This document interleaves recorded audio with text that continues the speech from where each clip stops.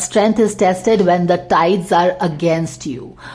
Your strength is tested when you can find the silver lining in the darkest of the clouds that is hovering over you. So you understand this?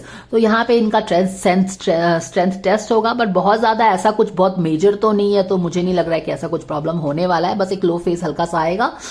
And यहाँ पे जो 7 of wands है late future में, तो यहाँ पे ये first quarter है and this is the last quarter. इन सारी चीजों के बीच में बहुत सारी चीजें होंगी जो कि धीरे धीरे ही हमको पता चलेगा, हर चीज तो पता नहीं चलेगा।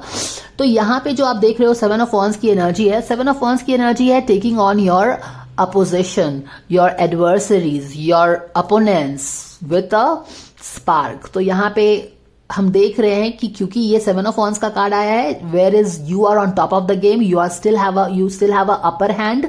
तो यहाँ पे जो एक डिमोटिवेशन का फेज आ रहा है फर्स्ट क्वार्टर में, नेक्स्ट 2 क्वार्टर्स में ऐसा लग रहा है कि yes he will continue to work on himself, he will not give up on himself no matter the low phase. और यहाँ पे वो confidently he is coming on top of the game. Okay, he is coming, जो ये low tide है ना, इसके top पे वो आके यहाँ पे he is kind of 7 of wands है, he is taking on his opposition with aplomb। And यहाँ पे क्या कर रहा है वो, यहाँ पे वो बहुत ही कॉन्फिडेंटली होके कुछ फिगर्स एंड ग्राफ्स दिखा रहा है। यानी कि फिगर्स एंड ग्राफ्स आप कब दिखा सकते हो, जब आपने अपनी होमवर्क की हुई है। और यहाँ पे क्या वो अपना होमवर्क कर रहा है, क्या उसका फोकस सही है? बिल्कुल सही है। फोकस आसपास के लोगों के बकवास पे नहीं है, फोकस अपने आप पे। उसको कहां पे जाना है, उसकी मंजिल कहां है, उस पे वो फोकस है। एंड जब लोग अपनी फोकस सही रखते हैं कि मुझे क्या जाना है, इंस्टेड ऑफ लोग अगल बगल के लोग क्या बोल रहे हैं, क्या नेगेटिविटी है, उस पे आप फोकस नहीं करके जब आप कॉन्स्टेंटली अपने फोकस को साध के रखते हो, तो आपको जहां पे मंजिल है आपकी, जाने से कोई नहीं रोक सकता। तो 7 ऑफ वॉन्ड्स यहाँ पे again you are on 7 of wands में क्या होता है कि बहुत सारे अपोजिशन है and they are trying to take your place, but क्योंकि आपने होमवर्क की है, आपने अपने मसल स्ट्रांग किए हैं, आपने वो डेली का मॉर्निंग वॉक किया है, you are coming on top of the game. Alright, ये सारी चीजें हम समझ गए हैं। एक किंग ऑफ सोर्ड का इन्वायरमेंट में प्रेजेंस बना हुआ है। ये king of sword I think is going to be a positive person, क्योंकि यहां पे भी सोर्ड का कार्ड है और यहां पे भी अगर देखो तो कुछ ग्राफ्स शो किया जा रहा है और यहां पे भी ये ग्राफ्स शो कर रहा है। तो मुझे लगता है कि एक किंग ऑफ सोर्ड कोई हो सकता है जो कि काफी हेल्पफुल होगा इनके लिए। Okay, some helpful person he can meet who will really kind of groom him, क्योंकि मुझे लग रहा है कि यहाँ पे काफी ज्यादा वो सीख रहा है किंग ऑफ सोर्ड से, और यहाँ पे वो उसकी एक न्यू पर्सनालिटी आ रही है, या फिर वो अपने चीजों को एक्सप्लेन कर रहा है, काउंटर कर रहा है, उस पर जो भी उंगली उठ रही है उसको टक टक टक करके काउंटर कर रहा है। तो एक पॉजिटिव इन्फ्लुएंस यहाँ पे हमको दिख रहा है। यहाँ पे नाइट ऑफ कप्स रिवर्स में है, और ये वाला जो नाइट ऑफ कप्स है मुझे बहुत ही बिजार सा लगता है। ओके, जहाँ पे नाइट ऑफ कप्स में मैं हमेशा दूसरे कार्ड्स में देखती हूँ कि होप रहता है, इवन दो उसके पास कुछ ऐसा है नहीं कॉन्क्रीट टू बी पॉजिटिव, लेकिन उसके पास बहुत सारा फेथ है, होप है, दिल की चीजों पे, जो भी दिल में तमन्ना है उस पर बहुत विश्वास है, और उसी विश्वास पे, उसी फेथ पे, उसी ट्रस्ट पे वो आगे बढ़ता है। राइट, तो यहाँ पे हालांकि ये जो king of night of cups है मुझे बहुत ही बेजार सा लगता है, और ये उल्टा भी है। तो यहाँ पे मुझे लग रहा है कि कहीं ना कहीं किसी चीज की एंड हुई है, और यहाँ पे he is putting his house, this couple is putting their house for sale. तो किसी चीज, कोई एक प्यारी चीज का जाने का अफसोस मुझे लग रहा है यहाँ पे। It's like he is letting go something that was close to his heart, क्योंकि हाउस जो होता है वो हम सबका प्यारा होता है। ओके, और यहाँ पे ऐसा लग रहा है कि हाउस को आप सेल पे डाल रहे हो। तो हो सकता है कि ऐसी कुछ चीज है जो कि शायद उसको बहुत पसंद होगी, but he had to let go, और उसका अफसोस भी है वहां पे। और शायद जब लाइफ हमें इस तरह की थपेरे देती है, लाइफ जब हमको चैलेंज करती है, हम अपने रॉक बॉटम पे रहते हैं, तभी हमारा फोकस हो जाता है कि I will prove my self, क्योंकि यहाँ पे चैलेंज है ना, तो I will prove my self. तो क्या है कि फोकस हर तरफ से, जो फोकस इधर उधर रहती है, उसको सारे फोकस को एक जगह पे फोकस करके एक प्रिसाइसन के साथ आप किस पे फोकस कर रहे हो, अपने आप पे फोकस कर रहे हो, जो कि हम चीज देख भी रहे हैं। और जब आप अपने जर्नी पे काम करते हो तो अप्स एंड डाउन्स तो is a very normal part of it. यहाँ पे एक लो फेज है, but yes, with the help of somebody very strong, एक strategic person who is very good with mentoring, who is very good with mind, who is very in control of his thoughts, बहुत ही planning, बहुत ही strategically, कोई एक strong personality, एक leadership quality के साथ उसको कोई मेंटर कर सकता है, हेल्प कर सकता है। वो सारी चीजें लग रही है हमको। हायरोफेंट इन रिवर्स क्या हमको बता रहे हैं यहाँ पे? किसी चीज की क्लैरिटी मिली है यहाँ पे लाइफ में और यहाँ पे फोकस बदल गया है।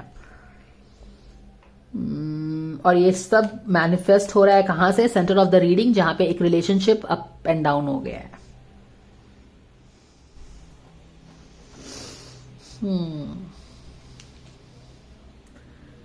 And the hierophant in reverse है। Hierophant is in reverse. Rebellious attitude, right? Hierophant is a card of being very traditional. It's very traditional.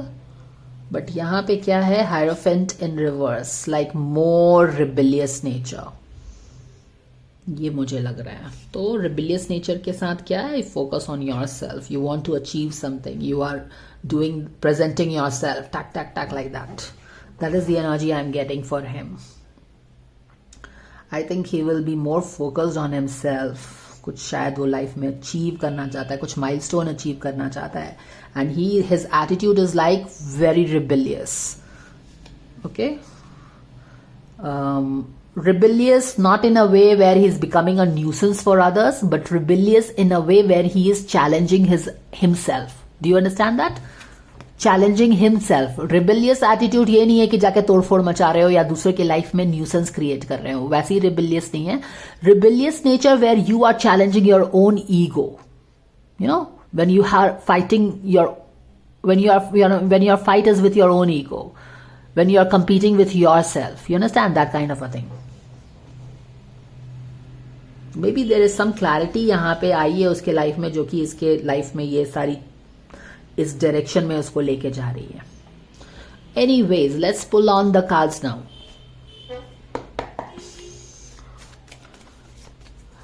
God's guidance angels, Archangel Michael, any guidance coming for Elvish for 2024? Thank you so very much.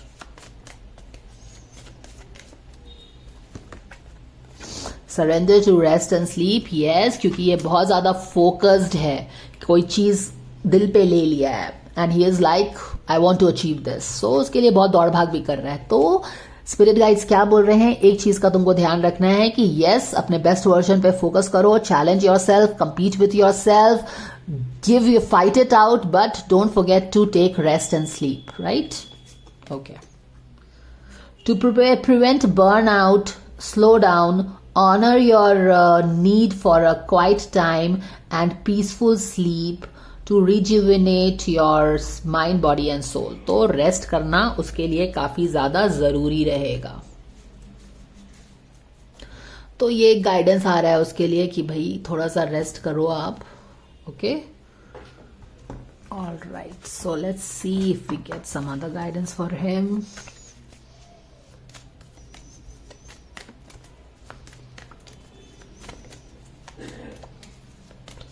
All right, morning affirmation का card क्यों आएगा? जब आप life में कुछ when you want to achieve something in your life, when you have a goal for yourself, when you want to reach somewhere, तब हम affirmations करते हैं ना। affirmations क्या होता है? yes, this is what I want to manifest, और आप उसको रिचुअल की तरह करते हो। यहाँ पे सारी रीडिंग जो इसकी आई है वो वही है कि कोई गोल की तरफ दौड़ रहा है, कदम बढ़ा रहा है, स्ट्रांग अपने पूरे स्ट्रेंथ के साथ आगे बढ़ रहा है, उसकी नजर अपने बेस्ट वर्जन पे है या कोई भी गोल जो उसका होगा उस पे है।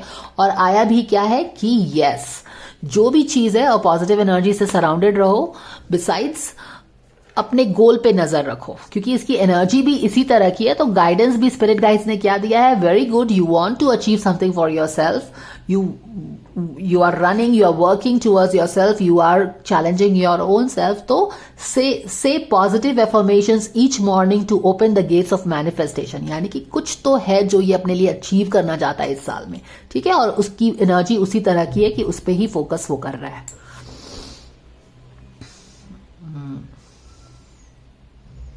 Yeah, so this is what I'm getting. So that is the guidance coming for Elvish for the coming year. मोटा मोटा ये ओवरऑल एनर्जी है उनकी 2024 की।